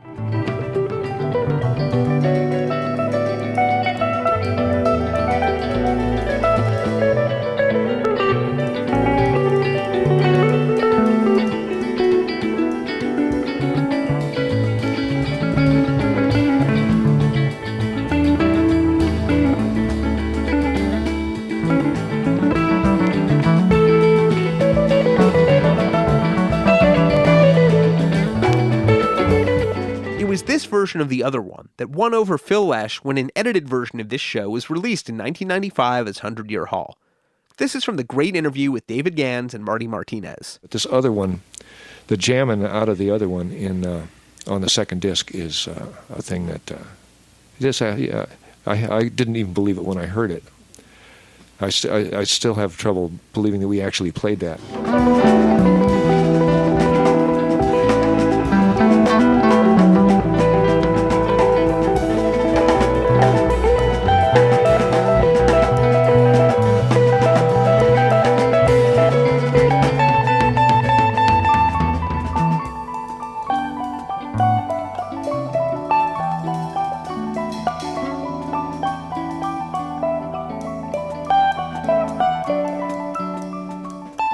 To me, it's just the spirit of the whole thing. The way it just turns on a dime, it goes to so many different places.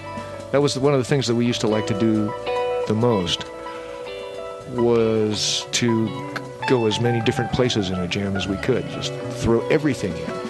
And this is a prime example of that kind of thinking. Back to Robert Hunter. Weir tells a story in words of his own, a sketch about a Spanish lady in a rose. Jerry tries a scale inimicable with the key, and Phil follows him into the forest as percussion all but suspends until Billy decides to practice a little rudimental drumming on his own, off to the side, while Phil and Jerry consider the alchemy of scales.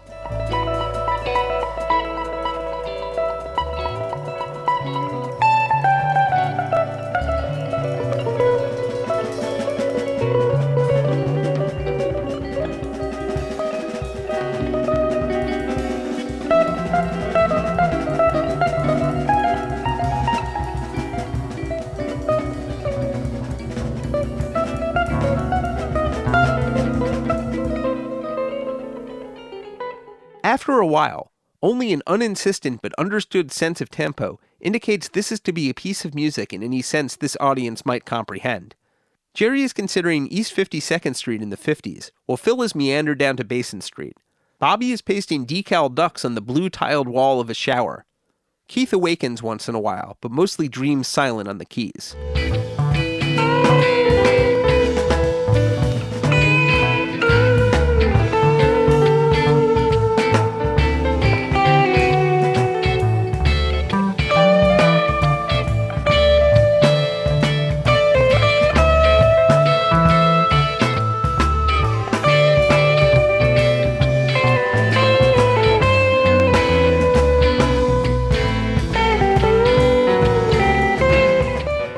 Now just Phil and Jerry make sound. A meditation on the face of Germany, our witness to this place and time.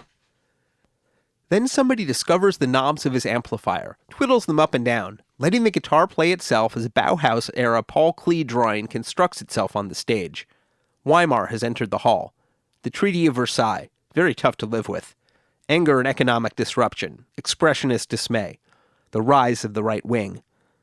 Speed over the rest. Run the clock very fast.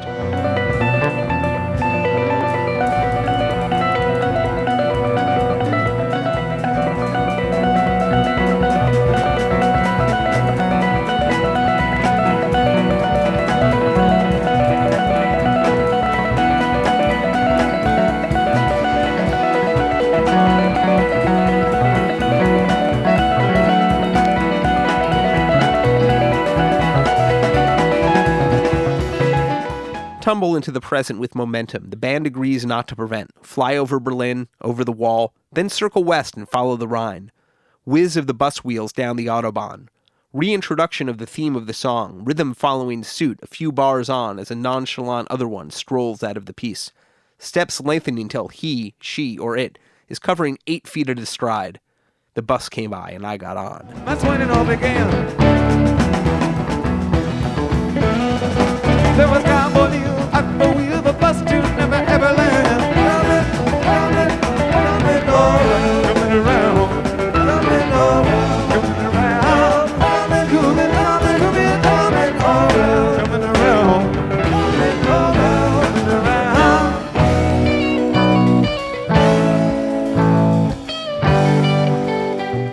A hushed moment, energy of the piece fully discharged, discovers applause from these newly convinced deadheads. But this is not a time for clapping. Comes a time emerges gently with the admonition, gotta make it somehow on the dreams you still believe. Comes a time when the blind man takes your hand, says, don't you see? Gotta make it somehow on the dreams you still believe.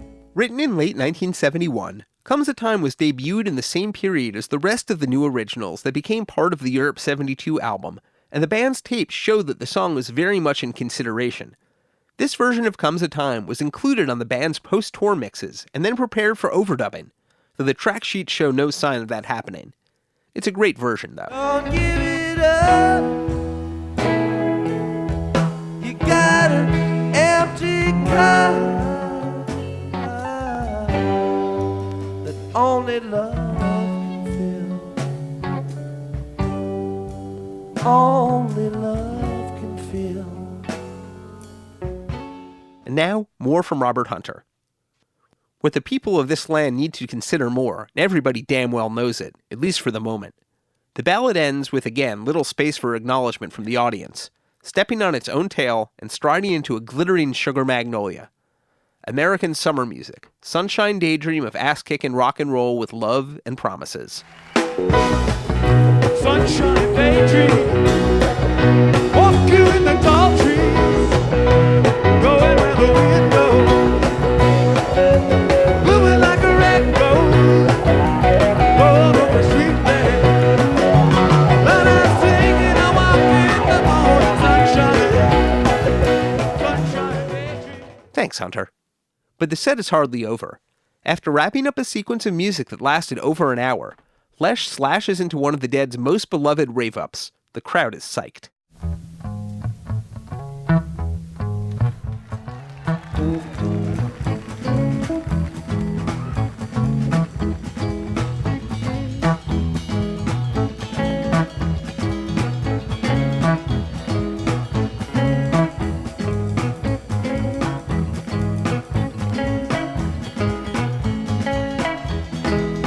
Without a warning, you broke my heart.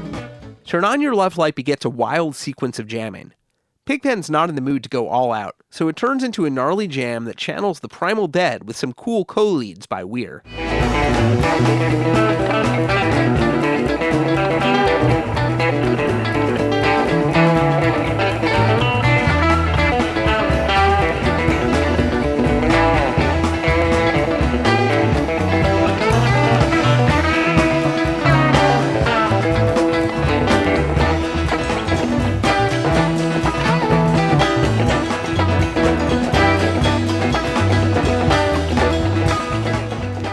Garcia lands the band into a quiet epilogue.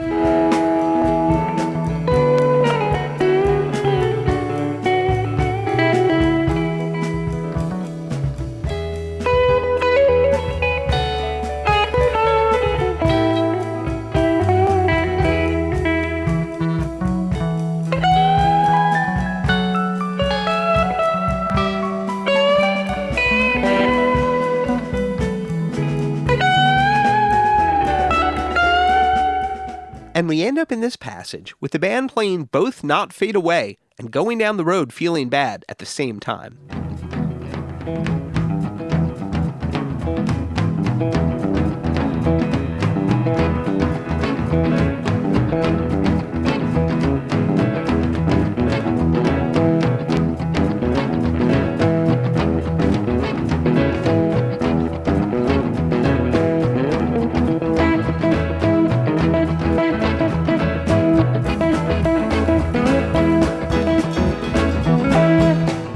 From the 1995 interview with David Gans and Marty Martinez. That's the stuff that we dream about. That's the stuff that we aim for. That's the stuff that's the most fun to do. And it's the most magical, and it's the stuff that you can never predict what's going to happen. Although there are some factors that are involved. For instance, with only one drummer, we could turn on it faster. We could shift gears rhythmically differently than we do with two. It's like you're heavier and going faster with two drummers, and it's hard to change direction. It's like a car or an airplane. The heavier and bigger it is, bigger engine goes faster, but it doesn't turn on a dime. Yeah, and so that was a particular thing we could do with tempo, and we had the thing about it was it was never all in one direction. We could go faster or and sometimes both at the same time, and it was just, those moments are true goosebumpers for me. And this in turn leads to another moment in this jam that's perhaps just as perfect, but might not be as obvious, because after pulling it off in Frankfurt, the band did it roughly another few dozen times over the next decade and change. Jerry Garcia had been using an instrumental version of We Bid You Goodnight to cue song transition since 1968, and they tried a rough draft of this sequence. But in Frankfurt, it bonded and became the perfect no-fuss path into One More Saturday Night.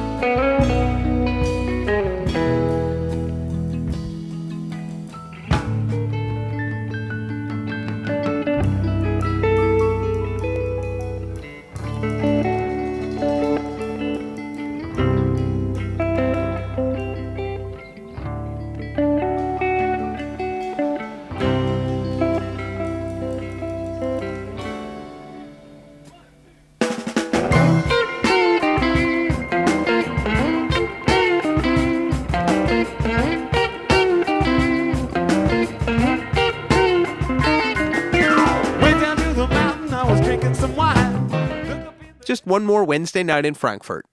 It certainly made Eric Alden a deadhead. I saw the Dead quite a number of times, maybe 25 or 30 times, and started to wonder, was that really that good a show? Or was it just because it was my first show and I was so blown away by the Dead? And I had this kind of creeping question in the back of my mind, because I'm saying, man, it still to my day seems like it was a really good show. And then like one day I'm driving along and I'm listening to the radio, and the guy goes, and he's playing, I can't remember what Dead song it was, but I knew it was a different version I wasn't familiar with. And then he goes, that's from the new 100-Year Hall release. And I went, well, fuck, 100-Year Hall has to be Jahrhunderthalle. It was a time when they were specifically requested by the record company to do 2 CDs. This was right after Jerry died. And I think they were also hypercritical. Same reason that Dick's Picks Volume 2 was only 1 CD. Why? I asked Dick, why didn't you use the first set? Why didn't you include the first set? He said it wasn't as good. He said it didn't match up to how good the second set was. So with 100-Year Hall, the thing we found in mixing the whole show is that everything was that good quality of what ended up on the album. Like there's some of my favorite versions of a lot of songs. Europe 72, man. Pigpen checked in with his parents the next morning from the Park Hotel, Frankfurt. Howdy, folks. Here we are in Frankfurt, still alive and kicking with no trouble at all. We played last night at Jahrhundertfall. Take the day off today. No travel, sound check, gig, nothing. So I'm catching up on letters. Some of the guys went to Heidelberg to visit a mountain, but I'm sitting this one out. Off days usually turn into journeys anyhow. And I've had enough unnecessary buses for today. Thank you. Rosie McGee remembers this off day in her wonderful photo memoir, Dancing with the Dead, also available from rosiemcgee.com as an audiobook. After a walking tour of the lovely university town of Heidelberg, Germany, a small group of us drove across the river to a well-known overlook where we could see Heidelberg in all its glory. As I recall, the group included Phil, Alan Trist, Robert Hunter, a local host, and me. We then drove further up the hill to the Heiligenberg, a deeply forested park where we got out and went for a walk. While it was beautiful, it was also kind of creepy, and I was reminded of the story of Hansel and Gretel. We encountered the moss-covered ruins of St. Michael's Monastery, built in the 9th century and abandoned just after 1500. While the others walked ahead, Hunter and I stayed a few extra minutes. But the vibes in that place were weird, and we hurried on to catch up with the others. What we didn't know was that the monastery was finally abandoned when the last 3 remaining monks died in their beds when part of the steeple collapsed on top of them. At the top of the hill, we got to the main attraction that our host was eager for us to see. The Thingstadt is a huge amphitheater built by the Nazis in 1935 using forced labor. While it was a classic setting with unbelievable acoustics, it was too easy to imagine its cold and unadorned stage filled with a perfectly regimented SS cadre participating in the rallies that were regularly held there. Add to that image the weeds that covered the entire hillside, and we didn't stay there long either. I found out later that the stage had been built on top of an important celebration site for the Celts who lived there around 300 BC. There was certainly a lot of history on that one hill. One bit of resonance with St. Michael's Monastery was St. Michael's Alley, the coffee shop in Palo Alto where Jerry Garcia and Robert Hunter met 11 years earlier. Another bit of history on the hill is St. Stephen's Monastery from the 11th century. Check out the Daily Dose on the Dead's social media on April 27th for a photo from the band's trip to the tower built from the ruins of St. Stephen's Monastery. Drive back to Hamburg tomorrow, 10 to 12 hours, play the 29th, leave Hamburg for Paris the 30th. That's 1 day early. 2-day drive with overnight stop in Königswinter. 1 day free in Paris instead of Hamburg. Nervous energy running a bit high among all, and a lot of tension, headaches, sore necks, backs, etc. Once in a while, if lucky, I can calm one of the secretaries or old ladies into a back rub. Most all the hotels have mineral bath stuff with vitamins and things. Good to soak in, what with all the jingle-jangle of the road. My efforts to stop smoking seem to be failing miserably. Gotta be in a more relaxed environment, I guess.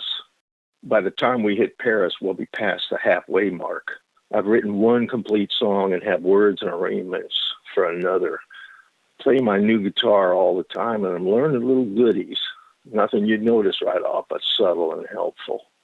In Hamburg, the band performed at the music hall, where Phil Lesh had encountered his doppelganger earlier in the week. Uli Dohrmann was there. Hamburg is it's a harbor town like San Francisco, so very open for everything in the world, so it's a good atmosphere here. Hamburg has a ferry to England and a lot of contact between England and Hamburg.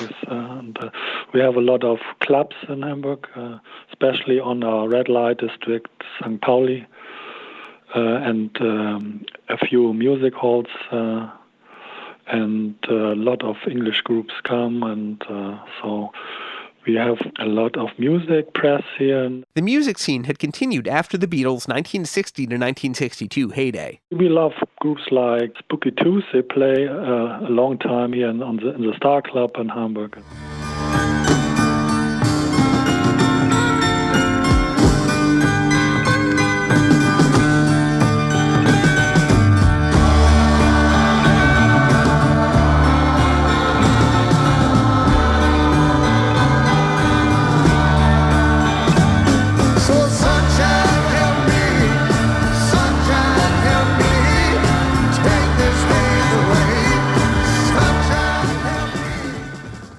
Sunshine Help Me by Spooky Tooth. The second biggest city in Germany after Berlin, the Dead's Hamburg debut was another classic. Archivist David Lemieux. Hamburg is great. I mean, we're talking apples and apples. When we did Dusseldorf, Rockin the Rhine, Hamburg was given consideration. It's another Dark Star show. It's right in that peak between Dusseldorf and Paris, which is basically a 10-day peak. It wasn't Dusseldorf. And it opens with playing in the band. You think, okay, this is something.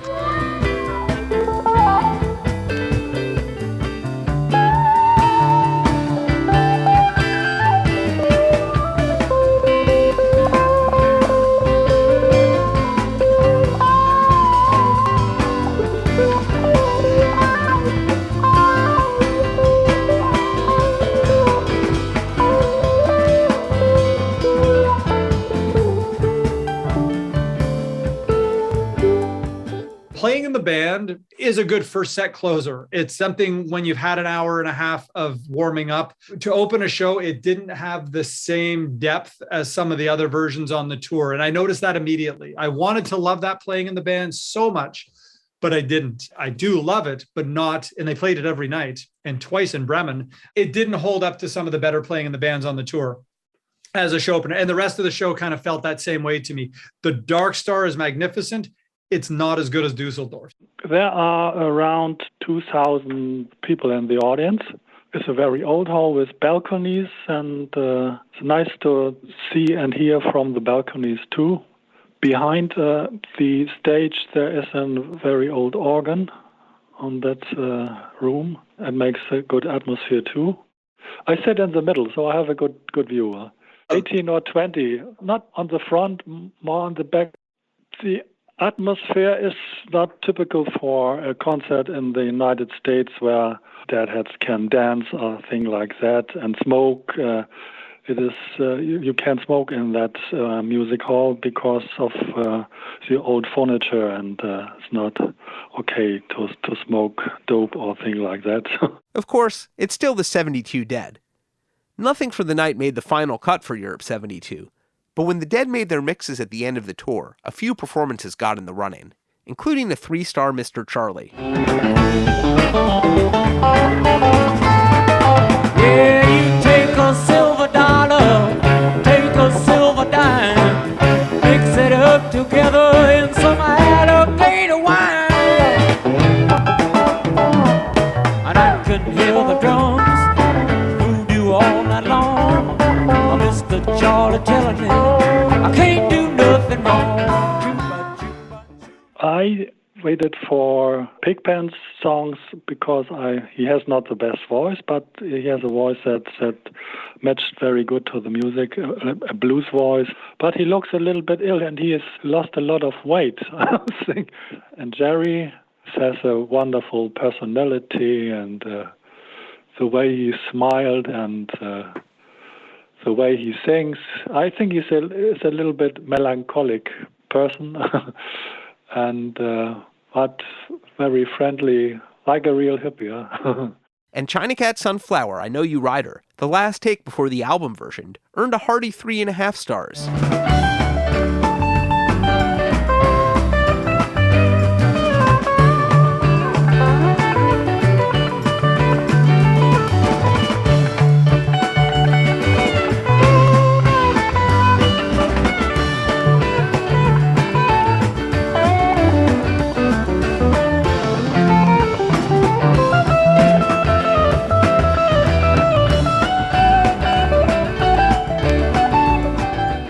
And to every other Dead show in Europe 72, a Dark Star.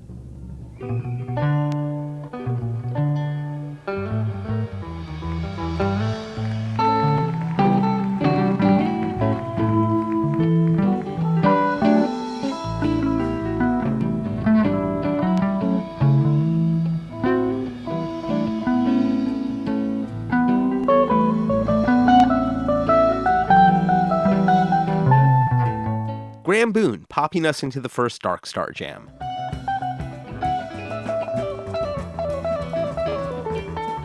So, in a free jam, you can hear Bill laying down a really nice beat, but the measure is free. It's floating.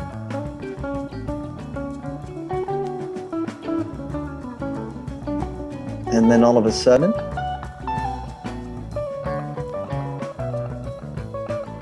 feeling groovy. 1, 2, 3, 4, 1, 2, 3, 4.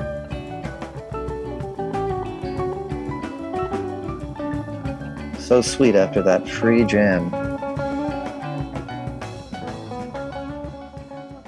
The post-verse jam in this Dark Star has a beautiful example of the Dead starting from nothing, and, to quote Sun Ra, turning nothing inside out. Totally open music. Lots of space. All kinds of jabs and pops and sparks.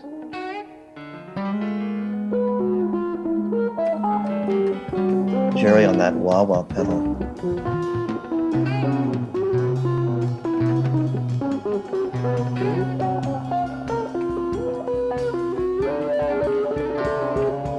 It's a jungle of sound. An electric outer space jungle.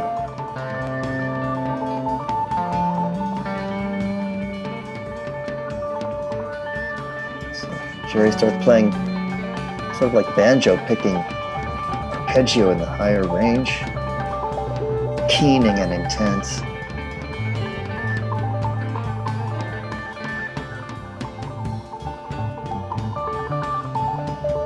Really active from Bill, but then Phil's coming in with this bass riff.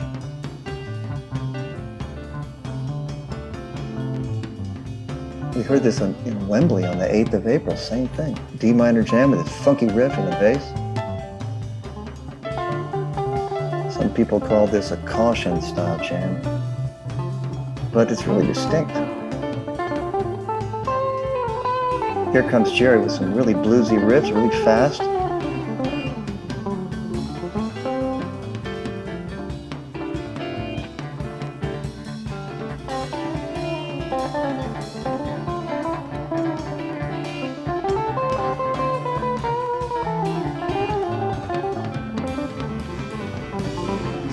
Complete bluesy funk riffing on D minor.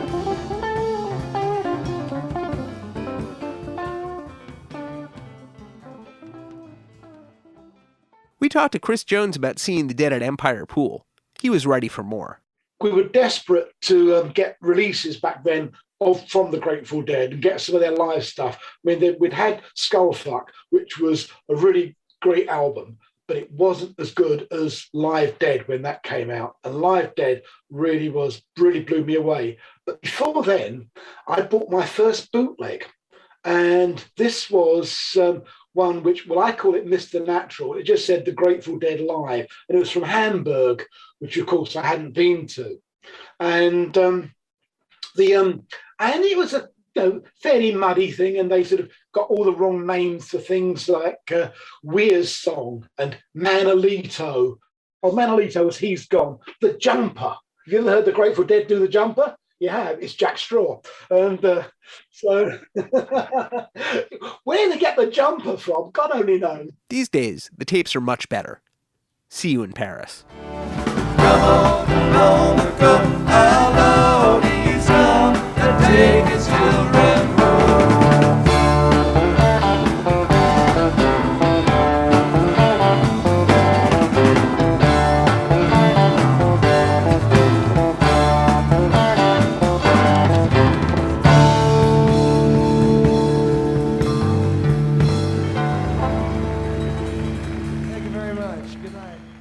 Thanks very much for tuning in to the Good Old Grateful Deadcast, and huge thanks to our guests from this episode, including Sam Cutler, Steve Parish, Donna Jean Godchaux-MacKay, Mountain Girl, Rosie McGee, Alan Trist, Candace Brightman, Ben Holler, Janet Furman, René Tinner, Jim Sullivan, Uli Teute, Hagen Glas, Eric Alden, Uli Dohrmann, David Lemieux, Graeme Boone, and Chris Jones. Also, special thanks to David Gans, as always, for providing that essential archival interview audio. Did you travel over to Europe to catch any of the shows in 1972? Well, don't forget to go to stories.dead.net where you can record yourself telling a tour story. We definitely want to hear from you. Remember, especially if you were at any of the shows in the Netherlands or in Munich, we really need to hear from you. Tell your friends. Please don't forget to like and subscribe and leave us a review if you're so inclined. Thank you very much. Now, on to France. See you next week. Executive producers for the Good Old Grateful Deadcast, Mark Pincus and Doran Tyson. Produced for Rhino Entertainment by Rich Mahan Productions and Jesse Jarno. Special thanks to David Lemieux. All rights reserved.